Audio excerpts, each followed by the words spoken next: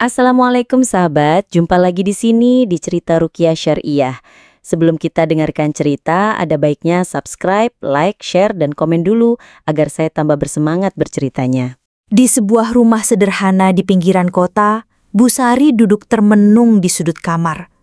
Tubuhnya kurus, matanya sayu, dan wajahnya menyimpan luka yang tak terlihat oleh mata biasa. Sudah hampir 3 tahun ia menderita sakit yang tak kunjung sembuh. Dokter menyebutnya gangguan psikosomatis. Namun pengobatan medis tak pernah memberi hasil. Malam-malamnya dipenuhi jeritan, tangisan, dan rasa sakit yang datang tiba-tiba tanpa sebab. Setiap pukul 2 dini hari, suara tangisnya menggema di seluruh rumah. Anak-anaknya, Rina dan Dimas, sering terbangun dengan jantung berdebar. Mereka melihat ibu mereka menggigil, kadang berbicara dengan suara yang bukan miliknya. Jangan sakiti mereka," ucap Bu Sari dengan suara berat dan serak, seolah sedang berbicara kepada sosok tak kasat mata. Awalnya keluarga mengira itu hanya efek stres atau trauma masa lalu. Tapi semakin hari gejalanya semakin aneh. Bu Sari mulai takut melihat cermin, sering berbicara sendiri, dan tubuhnya kadang membiru tanpa sebab. Bahkan pernah suatu malam, ia ditemukan duduk di halaman rumah dengan mata melotot, memandangi langit tanpa berkedip. Rina, anak sulungnya, mulai mencari jawaban di luar medis. Ia membaca tentang gangguan jin, sihir, dan ruqyah syariah. Hatinya tergerak saat menemukan kisah-kisah serupa di internet tentang orang-orang yang sembuh setelah diruqyah. Ia pun memberanikan diri menghubungi seorang ustadz ruqyah yang dikenal memiliki pengalaman menangani kasus berat. Hari itu, ustadz datang bersama 2 rekannya. Mereka membawa Al-Quran, air zam-zam, dan minyak hajar aswad. Sebelum memulai ruqyah, mereka meminta keluarga untuk memperbanyak istighfar dan membaca surat Al-Baqarah di rumah.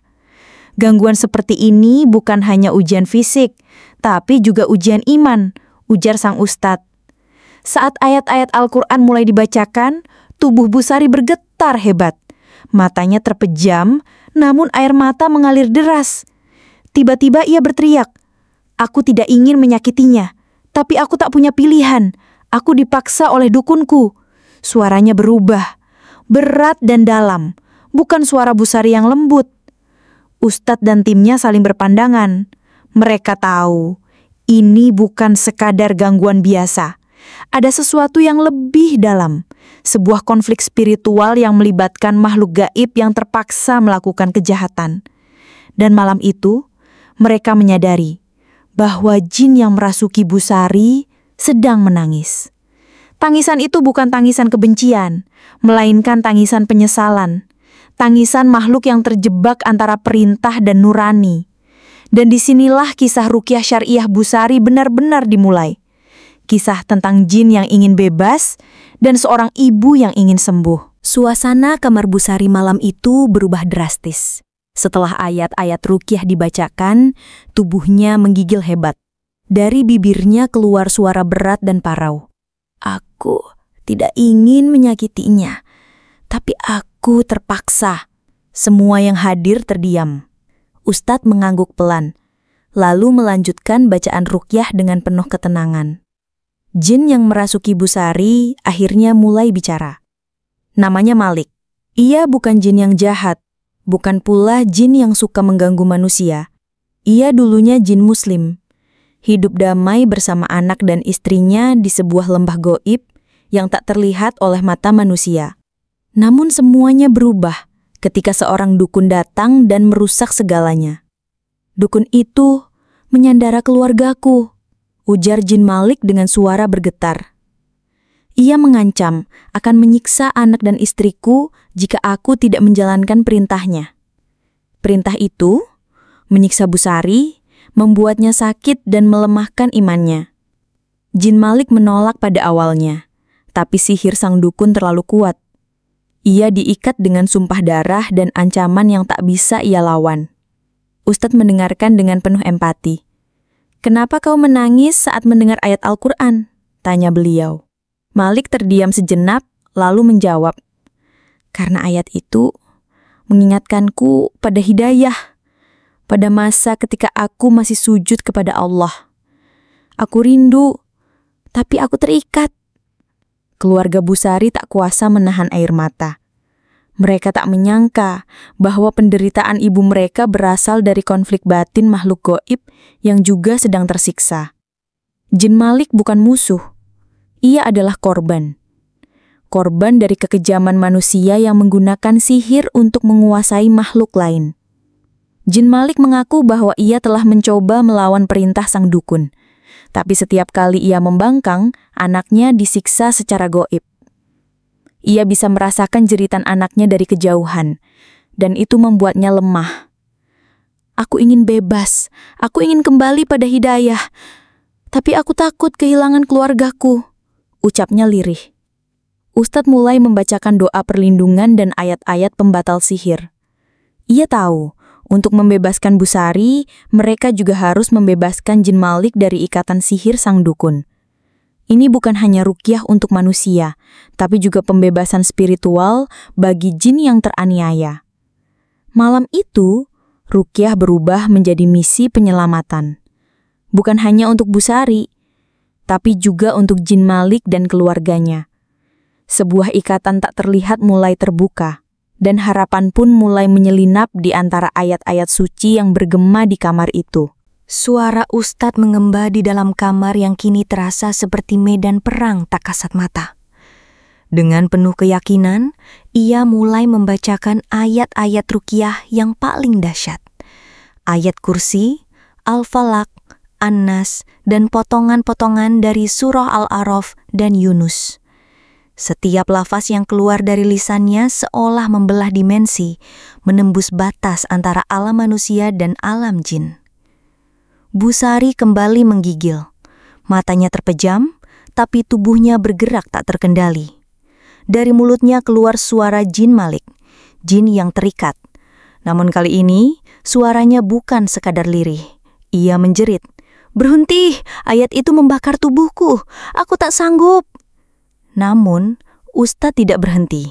Ia tahu, ini bukan sekadar rasa sakit. Ini adalah proses pemutusan ikatan sihir yang telah mengikat Jin Malik selama bertahun-tahun. Ayat-ayat ruqyah bukan hanya bacaan, tapi senjata cahaya yang menghancurkan simpul-simpul kegelapan. Di sudut ruangan, lampu berkedip, udara menjadi berat. Beberapa orang yang hadir mulai merasakan tekanan di dada. Tapi Ustadz tetap tenang. Ia memperkuat bacaannya, menambahkan doa perlindungan dan menyeru nama Allah dengan penuh kekhusyukan. "Ya Allah, Engkau yang maha kuasa atas segala makhluk, bebaskan hamba-Mu dari kezaliman sihir dan tipu daya dukun. Hancurkan ikatan yang mengikat jin ini dan kembalikan ia kepada fitrah-Mu." Tiba-tiba, Busari terdiam. Nafasnya teratur, dari mulutnya keluar suara yang berbeda. Lembut, penuh haru. "Aku melihat cahaya. Aku melihat malaikat turun. Mereka membawa pedang cahaya. Mereka memutus rantai yang mengikatku." Suasana berubah. Aura gelap yang menyelimuti kamar perlahan memudar. Jin Malik menangis. "Terima kasih. Aku bebas. Aku ingin kembali kepada Tuhanku. Aku ingin sujud lagi." Ustadz tersenyum. "Pergilah dengan damai, Malik. Mintalah ampun kepada Allah, jangan kembali kepada manusia yang zalim." Dengan satu bacaan terakhir dari surah Al-Hasyr, Jin Malik pun pergi. Tubuh Busari terkulai lemas, tapi wajahnya tenang. Untuk pertama kalinya dalam bertahun-tahun, ia tidur tanpa gangguan. Ayat-ayat ruqyah malam itu bukan hanya menyembuhkan. Mereka mengguncang langit dan bumi. Mereka menjadi saksi bahwa cahaya selalu menang atas kegelapan, bahwa bahkan jin yang terikat pun bisa kembali kepada fitrah jika diberi jalan. Dan bagi keluarga Busari, malam itu menjadi titik balik. Mereka tak hanya menyaksikan keajaiban ruqyah, tapi juga kekuatan ayat-ayat Allah yang mampu menembus dimensi dan membebaskan jiwa yang terpenjara. Setelah sesi ruqyah yang mengguncang malam itu, Ustadz dan keluarga Busari duduk bersama untuk memahami lebih dalam apa yang sebenarnya terjadi. Jin Malik sebelum pergi sempat mengungkapkan satu rahasia besar. Keberadaan seorang dukun yang telah lama menggunakan sihir hitam untuk menyandera dan memperbudak jin-jin yang lemah. Namanya tidak boleh disebut, kata Malik dengan suara terakhirnya. Tapi ia tinggal di wilayah yang gelap, tempat manusia jarang berani masuk. Ia bukan sekedar dukun, ia pemuja iblis. Menurut pengakuan Jin Malik, sang dukun memiliki kemampuan mengakses dimensi jin melalui ritual darah dan sumpah gaib. Ia menangkap jin-jin yang tersesat, lalu mengikat mereka dengan sihir yang disebut tali sumpah darah. Jin yang terikat tidak bisa melawan, dan jika mereka membangkang, keluarga mereka akan disiksa secara gaib, dilempar ke dalam api, dikurung dalam ruang gelap, atau bahkan dipaksa menyakiti sesama jin.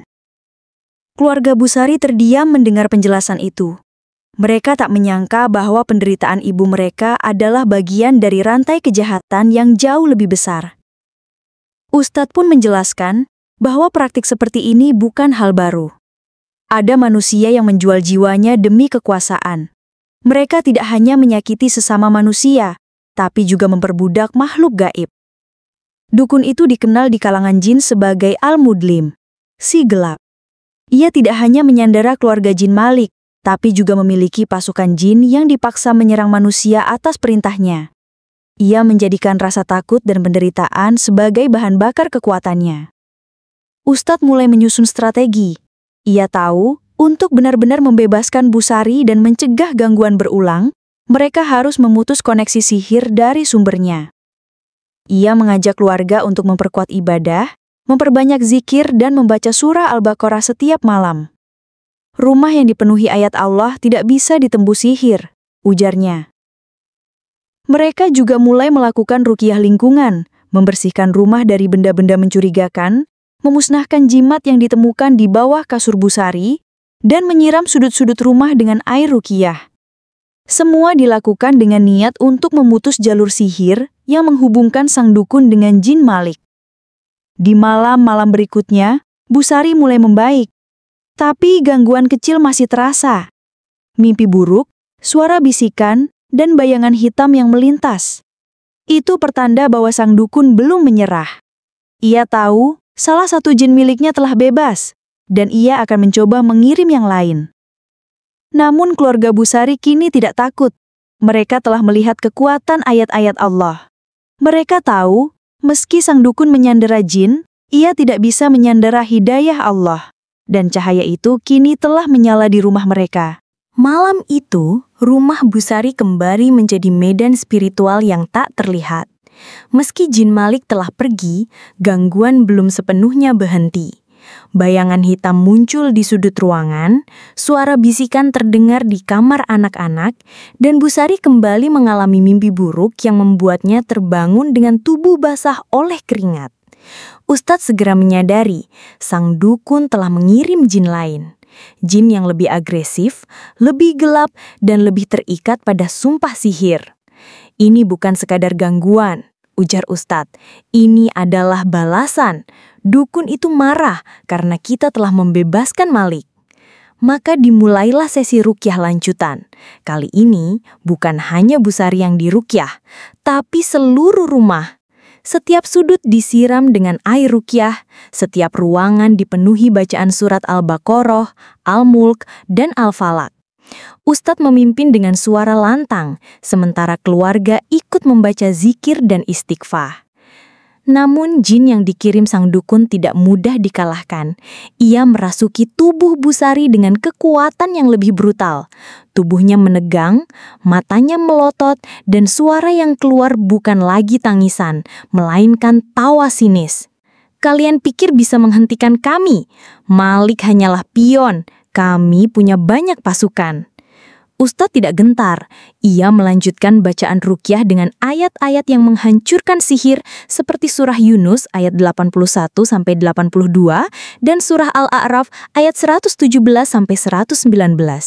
Setiap ayat dibacakan dengan penuh keyakinan dan suasana ruangan mulai berubah. Lampu yang sempat berkedip kini stabil. Udara yang berat mulai terasa ringan. Jin itu mulai melemah. Ia berteriak, "Kalian tidak tahu apa yang kalian hadapi. Dukun itu, dia akan menyiksa anak Malik. Dia akan mengirim lebih banyak jin." Tapi Ustadz menjawab dengan tenang, "Kami tidak takut. Kami berlindung kepada Allah. Dan Allah lebih kuat dari segala sihir." Pertarungan berlangsung selama hampir 2 jam. Tubuh Busari berkali-kali terjatuh, bangkit, dan berteriak. Tapi perlahan jin itu mulai mundur.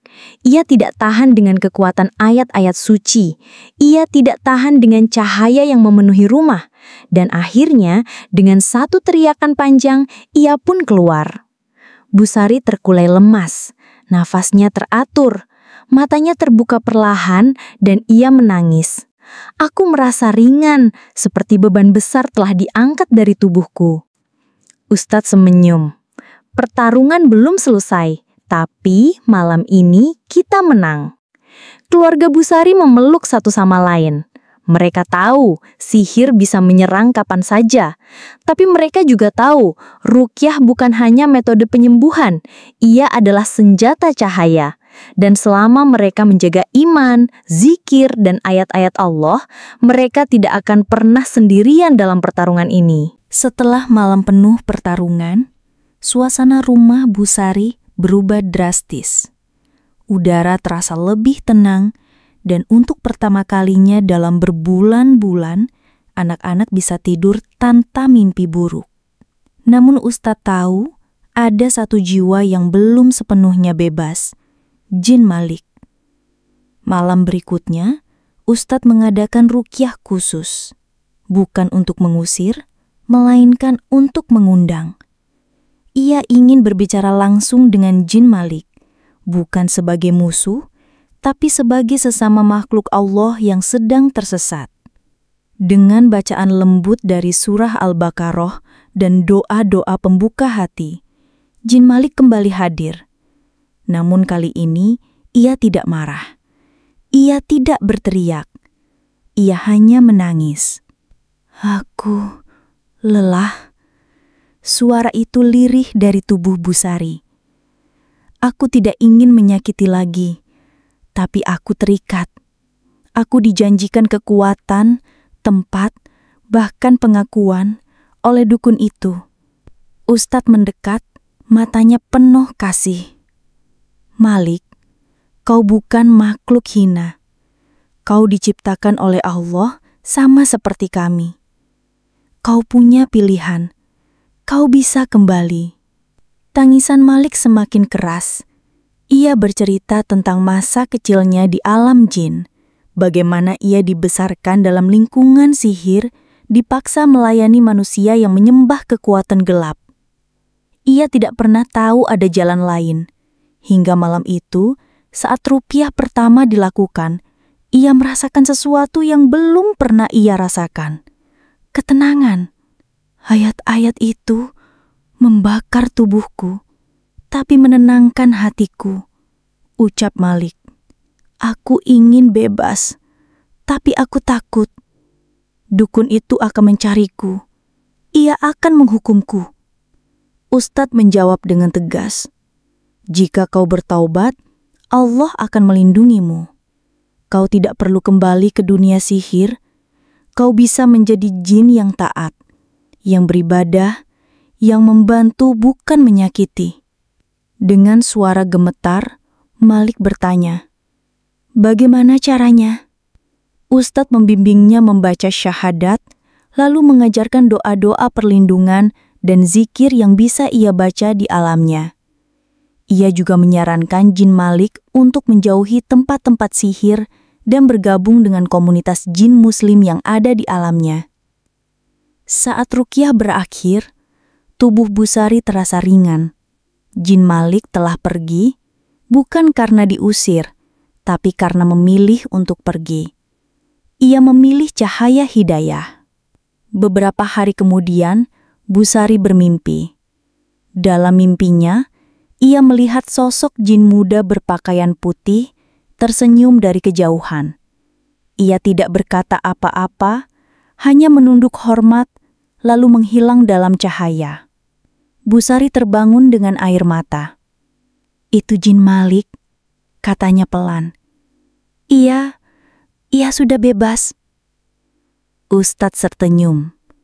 Taubat adalah kemenangan terbesar. Dan malam ini, bukan hanya manusia yang diselamatkan, tapi juga jin yang kembali kepada Robnya.